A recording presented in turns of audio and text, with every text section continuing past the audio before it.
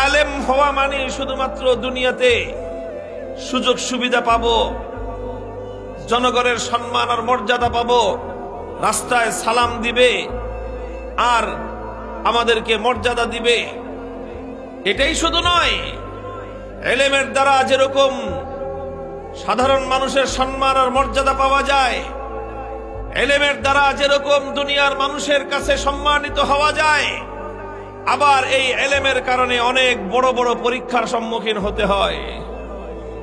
ইমামে আজম আবু হানিফা রহমতুল্লাহ আলাইহি সারা পৃথিবীর সমস্ত ফকিহ, আলেম, মুফতি যা আছে সবাই যার ফিকহের কাছে, যার ইফতার কাছে ঋণী, যার ফতোয়ার কাছে সারা দুনিয়ার আলেমরা ঋণী। দুনিয়ার সমস্ত আলেমরা যার এলেমের দ্বারা কিয়ামত পর্যন্ত উপকৃত হবে। সাহাবায়ে কেরামের পরে এত বড় আলেম দুনিয়াতে দ্বিতীয় জনের নাম বলা মুশকিল।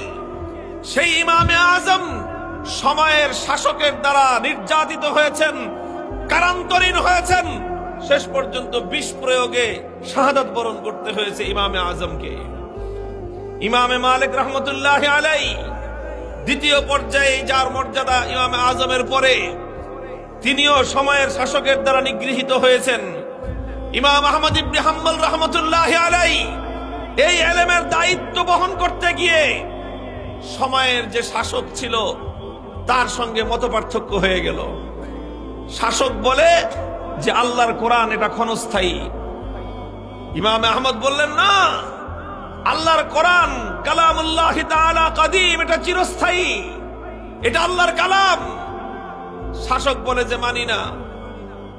ইমাম আহমদ ইবনে হাম্বল বললেন আমিও তোমারটা মানি না, আমিও তোমারটা মানি না।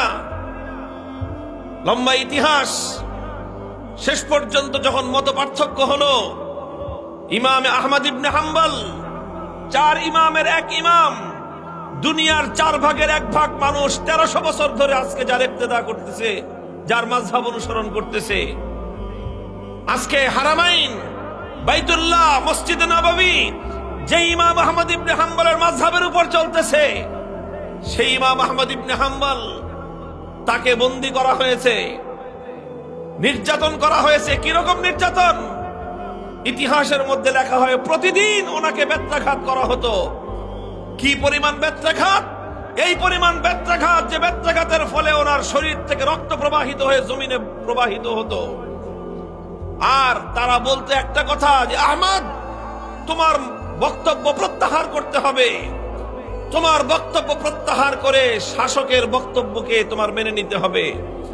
ইমাম আহমদ ইবনে হাম্বল একটা কথাই বলতেন যে ইতুনি বিল কোরআন ওয়াল হাদিস আত্তাবিউকুম, আমাকে আল্লাহর কোরআন এবং নবীর হাদিসের দলিল দাও, তোমাদের কথা মেনে নিব। আর যদি কোরআন হাদিসের দলিল ছাড়া গায়ের জোরে বলো আমাকে তোমাদের কথা মানতে হবে, বেত্রাঘাত করতে পারবা, সারা শরীর থেকে রক্ত ঝরাতে পারবে, জীবন নিতে পারবে, আহমদ ইবনে হাম্বলের জুবান দিয়ে নাহক কথা উচ্চারণ করাতে পারবে না।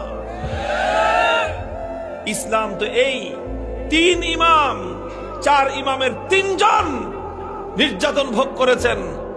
সুফিয়ানে সৌরি রহমতুল্লাহ আলাইহি কত বড় মুহাদ্দিস আলেমরা জানেন, হাদিসের এমন কোন পাতা খুঁজে পাওয়া যাবে না যেই পাতায় সুফিয়ানে সৌরি থেকে হাদিস বর্ণিত নেই।